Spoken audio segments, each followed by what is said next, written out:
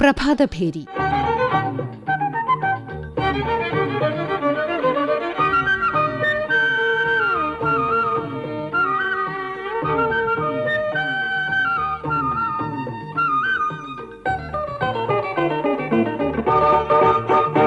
ആശയവിനിമയം മനുഷ്യന്റെ അടിസ്ഥാന കഴിവാണ്. എന്നാൽ ചില കുട്ടികൾക്കും മുതിർന്നവർക്കും സംസാരത്തിലും ഭാഷാപ്രയോഗത്തിലും ബുദ്ധിമുട്ടുകൾ അനുഭവപ്പെടാറുണ്ട്. കുട്ടികളിലെ ഭാഷാ വികസന വൈകല്യങ്ങൾ, ഓട്ടിസം സ്പെക്ട്രം ഡിസോർഡേഴ്സ്, കേൾവിക്കുറവ് എന്നിവയും മുതിർന്നവരിൽ സ്ട്രോക്ക് പോലെയുള്ള അവസ്ഥകളും സംസാരശേഷിയെ ബാധിക്കുന്നു. ഇത്തരം സാഹചര്യങ്ങളിലാണ് സ്പീച്ച് തെറാപ്പി നിർണായകമായി മാറുന്നത്.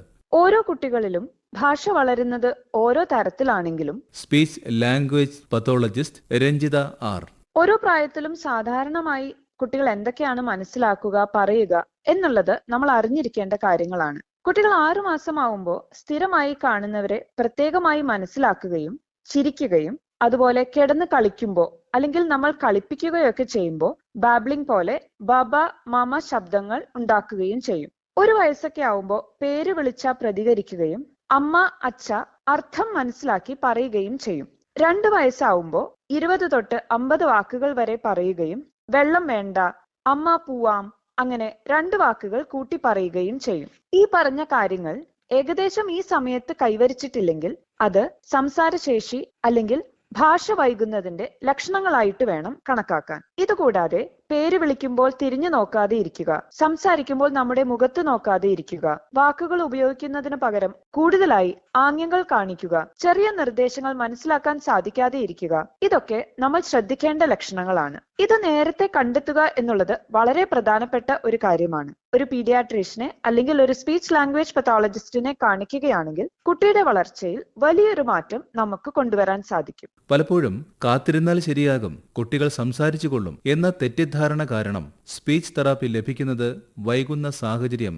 നിലവിലുണ്ട്.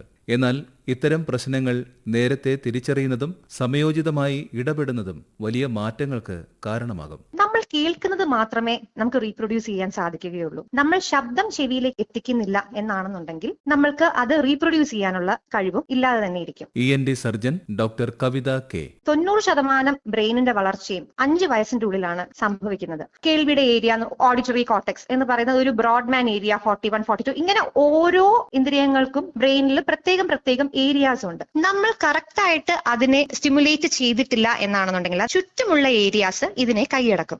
കേൾവിയുടെ ഏരിയ 41 ബ്രെയിനിലുള്ള ഈ ഏരിയയെ ശബ്ദം വെച്ച് സ്റ്റിമുലേറ്റ് ചെയ്യുന്നില്ല എന്നാണെന്നുണ്ടെങ്കിൽ ചുറ്റും ഇപ്പൊ കാഴ്ചയുടെ ഏരിയ അത് ഇതിനെ ഓവർ പവർ ചെയ്യും. അപ്പൊ ഈ 5 വയസ്സാകുമ്പോഴേക്കും ഏറെക്കുറെ ഒരു ബ്രെയിൻ ഡെവലപ്മെന്റ് കഴിയുമ്പോഴത്തേക്കും പിന്നീട് നമുക്ക് ആ ഏരിയയിലേക്ക് ഒരു കേൾവിയുടെ സ്റ്റിമുലസ് കൊടുത്താലും റെസ്പോണ്ട് ചെയ്യില്ല. കാരണം അപ്പത്തേക്കും അത് കാഴ്ചയുടെ ഏരിയ കൈയടക്കി. നമ്മൾ ശ്രദ്ധിച്ചാൽ അറിയാം, കണ്ണ് കാണാത്ത ഒരു വ്യക്തി കണ്ണ് കാണുന്ന ഒരു വ്യക്തിയെക്കാളും നന്നായിട്ട് തൊട്ട് കാര്യങ്ങൾ മനസ്സിലാക്കാൻ സാധിക്കും. കാരണം ഈ ന്യൂറൽ പ്ലാസ്റ്റിസിറ്റിയാണ്. തൊട്ടടുത്ത് കിടക്കുന്ന ഏരിയ നമ്മൾ യൂസ് ചെയ്യാതിരിക്കുന്ന ആ ഏരിയയിലേക്കുള്ള ഒരു ഓവർ പവറിംഗ് വരുന്നതിനെയാണ് ഈ ന്യൂറൽ പ്ലാസ്റ്റിസിറ്റി എന്ന് പറയുന്നത്. ഇപ്പോൾ ജനിക്കുന്ന കുഞ്ഞുങ്ങളുടെ തന്നെ കേൾവി പരിശോധിക്കുന്ന ഒരു സംവിധാനം എല്ലാ ഹോസ്പിറ്റൽസിലും അത് മാൻഡേറ്ററി ആക്കി കഴിഞ്ഞു. ഓട്ടോ അക്കൗസ്റ്റിക് എമിഷൻ എന്ന് പറഞ്ഞിട്ട് എവിടെയും പോയി ചെയ്യുമെന്ന് വേണ്ട, അവർക്ക് റൂമിൽ കൊണ്ടുവരാൻ പറ്റും. അത്രയും ചെറിയൊരു സാധനം വെച്ച് നമ്മുടെ കുഞ്ഞുങ്ങളുടെ കേൾവി ഉണ്ടോ ഇല്ലയോ എന്നുള്ളത് മാത്രം ടെസ്റ്റ് ചെയ്യാൻ എല്ലാ കുഞ്ഞുങ്ങളും ഡിസ്ചാർജ് ആവുന്നതിന് മുന്നേ ഇപ്പോൾ എല്ലാ ഹോസ്പിറ്റലുകളിലും ചെയ്യുന്ന ഒരു കാര്യമാണ്. ഇനി അതിൽ എന്തെങ്കിലും ഒരു ഡൗട്ട് വരികയാണെന്നുണ്ടെങ്കിൽ അതിനെ കൺഫേം ചെയ്യാനായിട്ട് ബെറ എന്ന് പറയുന്ന ഒരു ടെസ്റ്റും ഉണ്ട്. ബെറയ്ക്ക് മേലെ വേറെ ഒന്നുമില്ല. ബെറയിൽ നമുക്ക് കുട്ടിക്ക് ഒരു കേൾവി ഉണ്ട് എന്നാണ് കാണുന്നെങ്കിൽ കേൾവി ഉണ്ട് എന്ന് തന്നെയാണ് അർത്ഥം.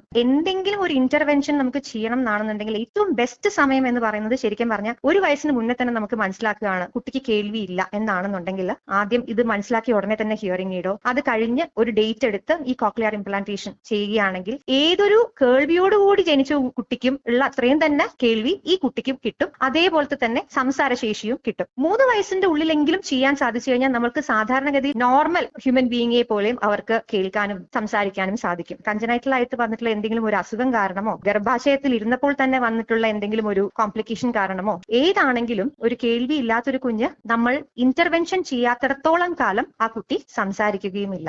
സ്ട്രോക്കിന് ശേഷം സംസാരശേഷി നഷ്ടപ്പെട്ടവർക്കായി സ്പീച്ച് തെറാപ്പി എങ്ങനെ സഹായിക്കുന്നു? ഒരു സ്ട്രോക്കിന് ശേഷം എന്തെല്ലാം തരത്തിലുള്ള സ്പീച്ച് പ്രോബ്ലം ഒരു വ്യക്തിക്ക് ഉണ്ടാവാം. കൺസൾട്ടന്റ് ന്യൂറോളജിസ്റ്റ് ഡോക്ടർ പ്രീതി വി വർഗീസ്. പൂർണ്ണമായി അഫീസിയ, അതായത് ഒരു കാര്യം മനസ്സിലാക്കാൻ അവർക്ക് ബുദ്ധിമുട്ടുണ്ടാകുക, അതുപോലെ തന്നെ വാക്ക് പുറപ്പെടുവിക്കാൻ ഉണ്ടാവുന്ന ബുദ്ധിമുട്ട്, അതൊക്കെ നമ്മുടെ ലെഫ്റ്റ് ഹെമിസ്ഫിയർ ലാംഗ്വേജ് ഏരിയ ബാധിക്കുമ്പോഴാണ് അങ്ങനത്തെ അഫീസിയ ഉണ്ടാവുന്നത്. മറ്റൊരു പ്രോബ്ലം ഡിസാർത്രയാണ്.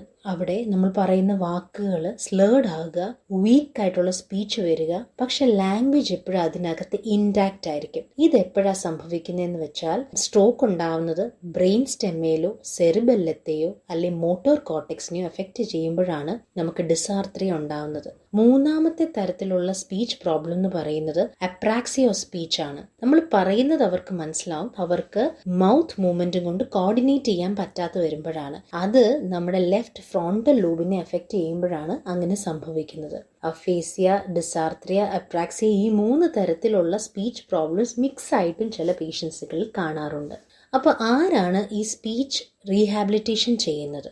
സ്പീച്ച് ലാംഗ്വേജ് പാത്തോളജിസ്റ്റ് ആണ് ആക്ച്വലി ഇത് ചെയ്യുന്നത്.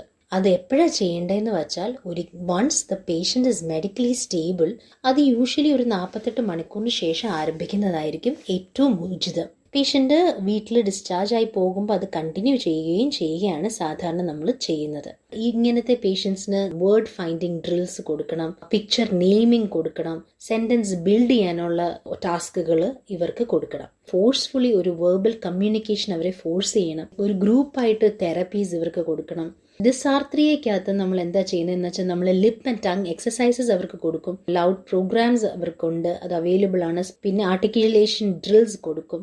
അപ്രാക്സിയയ്ക്ക് നമ്മൾ എന്താ ചെയ്യാന്ന് വെച്ചാൽ, സൗണ്ട് പ്രൊഡക്ഷൻ വിത്ത് വിഷ്വൽ ടാക്ടൈൽ ക്യൂസ് ആണ് നമ്മൾ സാധാരണ ചെയ്യുന്നത്. പിന്നെ ഹാൻഡ്സ് ഓൺ ടെക്നിക്സ് നമ്മൾ കൊടുക്കും ടു ഷേപ്പ് മൗത്ത് മൂവ്മെന്റ്സ്. ഒരു 45 to 60 minutes ഒരു ഡേയിൽ നമ്മൾ കൊടുക്കണം.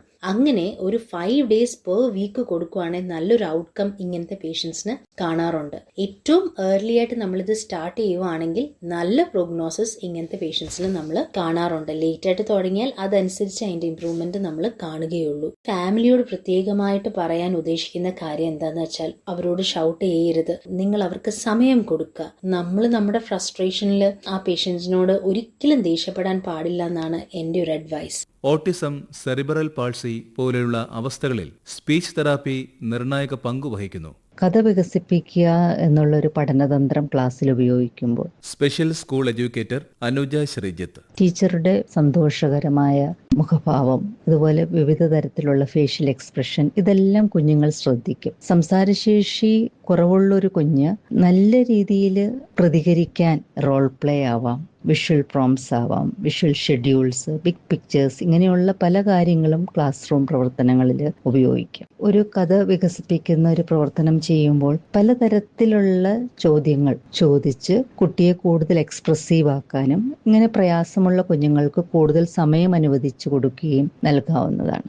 യഥാർത്ഥ ജീവിതാനുഭവങ്ങൾ കുട്ടികൾക്ക് നൽകുന്നതാണ് ഭാഷാവികാസത്തിനും അതുപോലെ തന്നെയുള്ള സംസാരശേഷി വികാസത്തിനും ഒക്കെ ഏറ്റവും പ്രയോജനപ്രദമാവുന്നത്. തന്റെ കുട്ടിക്ക് സ്പീച്ച് തെറാപ്പി വഴി ജീവിതത്തിൽ വന്ന മാറ്റങ്ങൾ പങ്കുവെക്കുകയാണ്. എന്റെ മോൾക്ക് 100% ഹിയറിംഗ് ലോസ് ആയിരുന്നു. തീരെ ചെറിയ പ്രായത്തിൽ തന്നെ ഉണ്ടായപ്പോ തന്നെ നമ്മൾ അറിഞ്ഞു. മലപ്പുറം സ്വദേശിനിയായ സൗമ്യ രാജ്. മോൾക്ക് 4 മാസം മുതൽ ഞങ്ങൾ മെഡിക്കൽ കോളേജിൽ ഫോളോ അപ്പ് ചെയ്തിരുന്നത് കോഴിക്കോട്. അവിടെയായിരുന്നു എല്ലാ കാര്യങ്ങളും ചെയ്തത്. സ്പീച്ച് തെറാപ്പി കൊടുത്തത് കാരണം കൊണ്ട് മാത്രമാണ് മോള് ബെറ്റർ ആയത്. 1 വയസ്സിലാണ് മോൾക്ക് സർജറി ചെയ്തത്. അതുവരെ മോളൊന്നും തന്നെ കേൾക്കുന്നുണ്ടായിരുന്നില്ല. ഹിയറിംഗ് എയ്ഡിന്റെ സഹായത്തോടു കൂടി വലിയ ശബ്ദങ്ങൾ കേൾക്കുമായിരുന്നു. സ്പീച്ച് തെറാപ്പി അതിനോടൊപ്പം തന്നെ ചെറുതിൽ തന്നെ കൊടുത്തിരുന്നു. സർജറി കഴിഞ്ഞപ്പോ അതുകൊണ്ട് ഞങ്ങൾക്ക് ഭയങ്കര ബെനിഫിറ്റ് ആയി. മോൾക്ക് നല്ല ഇമ്പ്രൂവ്മെന്റ് ഉണ്ടായി. 3.5 വയസ്സ് ഇപ്പൊ മോൾക്ക് കറക്റ്റ് നോർമൽ കുട്ടികൾ സംസാരിക്കുന്ന ഒരു ലെവലിൽ ഇപ്പൊ അവള് വർത്താനം പറയുന്നുണ്ട്. മോളുടെ പേര് സായ എന്നാണ്. കേരളത്തിൽ തന്നെ ഏറ്റവും വിപുലമായ ഓഡിയോളജി തെറാപ്പി സൗകര്യങ്ങളാണ് കോഴിക്കോട് മെഡിക്കൽ കോളേജിൽ ഏർപ്പെടുക. കോഴിക്കോട് ഗവൺമെന്റ് മെഡിക്കൽ കോളേജിലെ ഓഡിയോളജി വിഭാഗം associate professor doctor Sameer Pootheri. WHO world hearing ഫോറത്തിന്റെ മെമ്പർഷിപ്പ് നമുക്ക് കിട്ടിയിട്ടുണ്ട്. ശ്രുതിതരംഗം പദ്ധതിയിൽ കൂടെ ഏറ്റവും കൂടുതൽ കോക്ലിയർ ഇംപ്ലാന്റ് സർജറി ചെയ്തത് കോഴിക്കോട് മെഡിക്കൽ കോളേജിലാണ്. തികച്ചും സൗജന്യമായിട്ടാണ് ചെയ്തത്. ഏകദേശം 6 ലക്ഷം രൂപ വില വരുന്ന കോക്ലിയർ ഇംപ്ലാന്റ് സർജറിയാണ്. അതേപോലെ തന്നെ സ്പീച്ച് തെറാപ്പിയും മാപ്പിംഗ് എന്നുള്ള സാങ്കേതിക കാര്യങ്ങളൊക്കെ തികച്ചും സൗജന്യമാണ്. 500ഓളം ബാര ടെസ്റ്റുകൾ നമ്മൾ ചെയ്തു. ഏകദേശം 1000 കുട്ടികൾക്കും മുതിർന്നവർക്കും ഹിയറിംഗ് എയ്ഡിന്റെ പ്രിസ്ക്രിപ്ഷൻ നമ്മൾ കൊടുക്കാൻ പറ്റിയിട്ടുണ്ട്. RBSK വഴി 18 വയസ്സിന് താഴെയുള്ള കുട്ടികൾക്കെല്ലാം സൗജന്യമായിട്ട് നമ്മൾ ഹിയറിംഗ് എയ്ഡ് കൊടുക്കാൻ പറ്റിയിട്ടുണ്ട്. അതുകൂടാതെ തന്നെ 100ഓളം രോഗികൾക്ക് വോയിസ് തെറാപ്പി സൗജന്യമായിട്ട് ചെയ്യുന്നുണ്ട്. സ്പീച്ച് തെറാപ്പി തന്നെ വിപുലമായ സൗകര്യങ്ങളോടുകൂടി 25ഓളം റൂമുകൾ ഓഡിയോളജി സ്പീച്ച് തെറാപ്പി സെന്ററിലുണ്ട്. സംസാര പ്രശ്നങ്ങൾ ഒരു ദൗർബല്യമല്ല.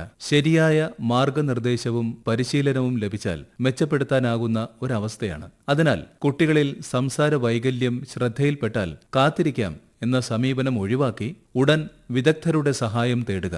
മുതിർന്നവർക്കും പക്ഷാഘാതം പോലെയുള്ള അവസ്ഥകൾക്ക് ശേഷം സ്പീച്ച് തെറാപ്പി ചെയ്യുന്നത് അവരിൽ വലിയ മാറ്റങ്ങൾ സൃഷ്ടിക്കുന്നു.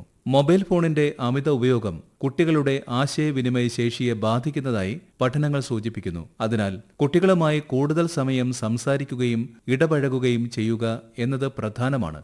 നമ്മുടെ സമയോചിതമായ ഇടപെടൽ കുഞ്ഞുങ്ങളുടെ ഭാവി ശോഭനമാകട്ടെ.